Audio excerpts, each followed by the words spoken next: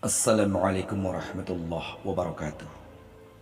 Alhamdulillahirabbil alamin wa bihi nasta'inu ala amri dunya waddin wa la haula wa la quwwata illa billahil aliyyil azim. Rabbi israh li sadri wa yassir li amri wahlul 'uqdatam min lisani yafqahu qawli.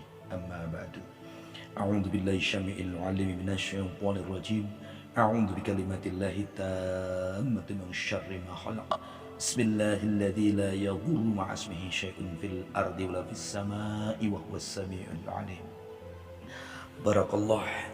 Semoga kita semua dilimpahkan kebahagiaan, kesehatan, panjang usia yang barokah, keluarga yang sakinah, mawaddah warahmah, anak-anak yang soleh dan solehah, dan kita dianugerahkan oleh Allah Subhanahu wa taala keluarga yang bahagia, keluarga yang sejahtera, keluarga yang selalu dalam ridhonya Allah Subhanahu wa taala, dan dijauhkan dari segala macam bala, musibah, penyakit, wabah, bencana, dan juga fitnah yang akan mendekati kita. Pada kesempatan ini kita akan membahas tentang afdhalu dzikri fa'lam annahu la ilaha illallah. Keutamaan zikir. Yang paling utama adalah zikir la ilaha illallah. Tiada Tuhan yang berhak disembah selain Allah. Sebagaimana firman Allah di dalam surat Al-An'am ayat yang ke-160. A'udzu billahi minasy syaithanir rajim. Bismillahirrahmanirrahim. Man jaa'a bil hasanati falahu asru amsalha wa man jaa'a bis sayyi'ati fala yujza illa mislaha wa hum la yuzlamun. Man jaa'a bil hasanati, barang siapa yang membawa amal yang baik. Di dalam tafsir kitab Al-Quran, yaitu tafsir Jalan, disampaikan bahwa yakni zikir yang disampaikan dalam ayat ini adalah zikir la ilaha illallah, tidak Tuhan selain Allah. Falahu asru amthaliha, maka baginya pahala 10 kali lipat amalnya. Balasan pahala adalah 10 kali lipat kebaikan. Wa man jaa'a bis sayyi'ati, dan barang siapa yang membawa perbuatan yang jahat, falahu yujza illa mitlaha, maka dia tidak diberi pembalasan melainkan seimbang dengan kejahatannya. Balasan yang akan diberikan adalah balasan yang setimpal dari perbuatan yang dilakukan.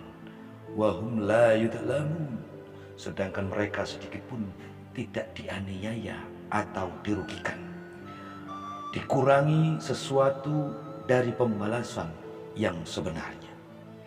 Di dalam penjelasan ayat ini bahwa jika kita berzikir semata-mata mengharapkan keridhaan Allah dengan mengucapkan la ilaha illallah, maka Allah akan lipat gandakan kebaikan kita 10 kali lipat. Akan tetapi bila kita melakukan keburukan atau kejahatan, yang terutama kejahatan menduakan atau syirik kepada Allah, niscaya Allah tidak akan ampuni dosa termasuk dosa syirik terhadap Allah Subhanahu wa ta'ala. Lalu Allah jelaskan lagi dalam surat Al-An'am ayat yang ke-54 dalam penggalan ayatnya. Bismillahirrahmanirrahim. Annahu man 'amila minkum su'an bijahalati thumma taba min ba'dihi wa aslaha wa innahu ghafurur rahim.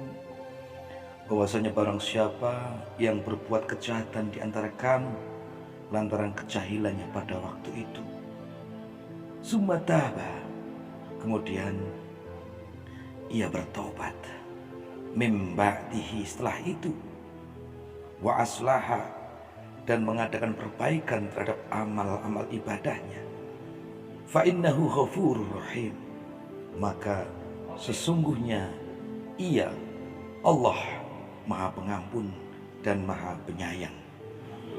Barang siapa yang lidahnya selalu berzikir la ilaha illallah, maka kelak pada saat maut akan datang untuk menjemputnya, maka lidahnya, bibirnya akan dimudahkan untuk bisa mengucapkan ucapan kalimat thayyibah la ilaha illallah. Apa keuntungan bagi orang yang bisa mengucapkan la ilaha illallah? Man qala la ilaha illallah qabla al-maut dakhala al-jannah. Barang siapa yang bisa mengucapkan atau mengucapkan kalimat thayyibah la ilaha illallah sebelum ajal menjemput, nafas sampai ke tenggorokan, maka ia akan dijamin masuk surga. Dan ada beberapa keutamaan zikir terhadap ucapan atau zikir la ilaha illallah. Tiada Tuhan selain Allah, tidak Tuhan yang berhak disembah selain Allah, la syarikalah, dan tidak satupun yang bisa menyamai Allah. Lahul mulku wa huwa ala kulli syai'in qadir, karena Allah, dia Allah menggenggam segala sesuatunya. Keutamaan adalah di dalam beberapa zikir la ilaha illallah adalah yang pertama, zikir la ilaha illallah atau ucapan la ilaha illallah adalah jannah, yaitu surga. Jaminan orang yang selalu berzikir mengucapkan la ilaha illallah, dia akan masuk surga. Lalu yang kedua, itu adalah kebaikan yang terbaik, khairul hasanah, bahwa dengan zikir la ilaha illallah merupakan juga kebaikan yang terbaik. Lalu yang selanjutnya adalah dengan zikir la ilaha illallah seluruh dosanya akan dihapuskan oleh Allah. Dengan zikir la ilaha illallah maka iman kita akan direfresh kembali, akan diulang, dibersihkan kembali segala keburukan-keburukan kita masa-masa lalu.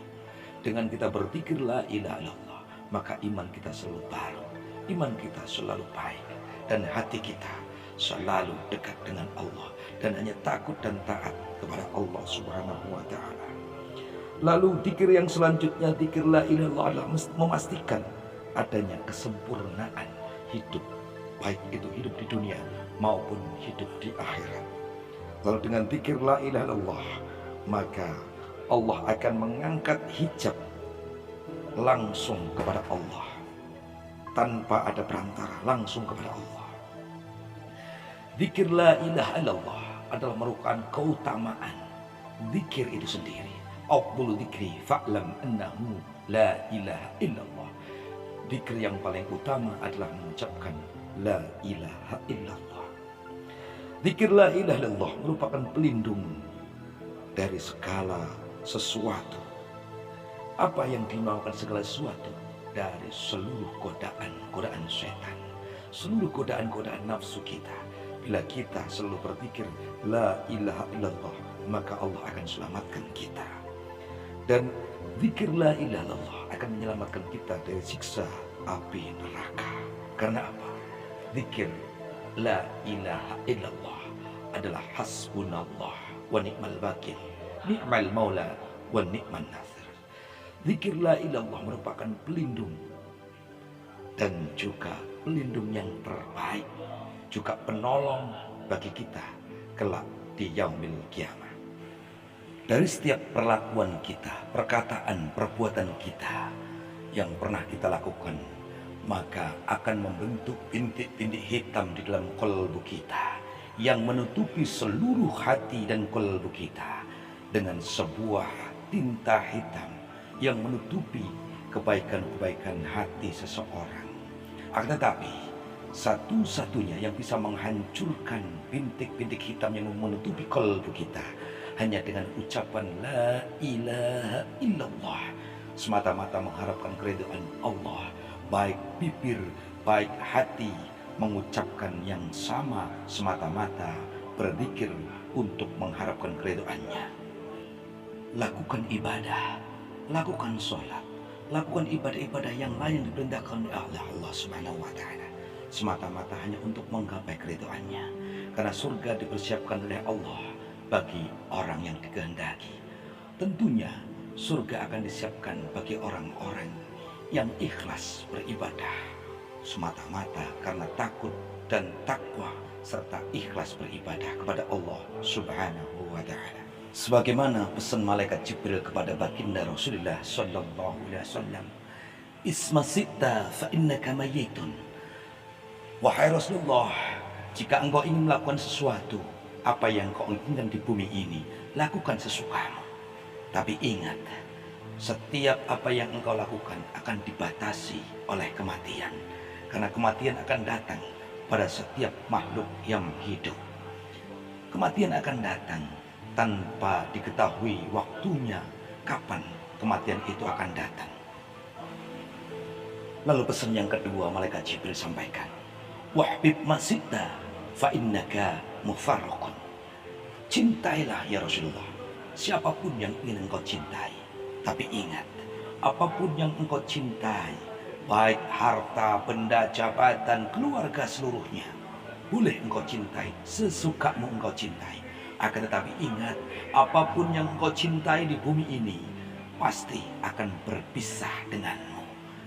Engkau akan tinggalkan semua itu, sehebat apapun jabatanmu, sehebat apapun dalam kehidupan ini, harta yang engkau miliki dan engkau tumpuk-tumpuk semua, dan anak, istri, keluarga, suami yang engkau cintai, semua pasti akan berpisah darimu. Lalu dilanjutkan lagi pesan yang ketiga malaikat Jibril sampaikan, "Wa'mal masita fa innaka mutsammih." Kumpulkan hartamu, tumpuk semua apa yang engkau inginkan, gapailah duniamu. Tapi ingat, apapun, sekecil apapun, sebesar apapun, semua akan diminta pertanggungjawaban di hadapan Allah Subhanahu wa taala. Baik yang kamu lakukan secara sengaja maupun tidak sengaja, bahkan terang-terangan maupun yang tersembunyi, Allah lebih mengetahui segala sesuatu karena Allah yang menggenggam segala sesuatu. Kullu nafsin dha'iqatul maut. Setiap yang hidup pasti akan mengalami namanya kematian. Kematian pasti akan datang walaupun engkau sembunyi di balik tembok yang tinggi, engkau sembunyi di tempat yang gelap, engkau sembunyi dimanapun engkau ingin bersembunyi, akan tetapi kematian pasti akan datang. Buat apa kehidupan di dunia ini kalau ternyata di ujung kehidupannya tidak bisa membawa kalimat thayyibah la ilaha illallah dan seluruh amal-amal kebaikan. Karena harta tidak akan bisa menyelamatkan kita, keluarga tidak akan bisa menyelamatkan kita, jabatan tidak akan bisa menyelamatkan. Yang bisa menyelamatkan kita adalah seluruh amal baik kita, dan juga zikir la ilaha illallah yang akan membawa kita ke dalam surganya Allah Subhanahu wa taala.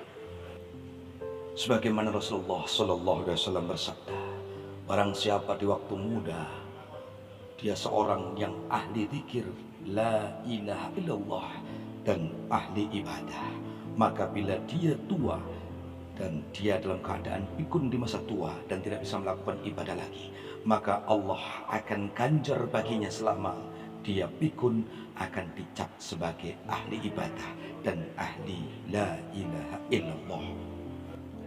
Marilah kita biasakan bibir kita, hati kita untuk selalu berzikir la ilaha illallah, agar semata-mata untuk kita mengharapkan keridhaannya. Dan juga ingat bahwa tak satu pun doa yang sampai kepada Allah jika doa tersebut tidak dibarengi dengan bacaan sholawat Allahumma sholli ala Sayyidina Muhammad wa ala alihi Sayyidina Muhammad, sallallahu ala Muhammad, sallallahu ala Muhammad, sallallahu ala Muhammad. Semoga dengan kajian ini kita bisa membawa diri kita, keluarga kita untuk selalu beribadah, berzikir, melaksanakan kewajiban-kewajiban kita selama kita menjalani kehidupan ini. Lakukan, diniati dengan niat ibadah untuk semata-mata menggapai keridhaannya.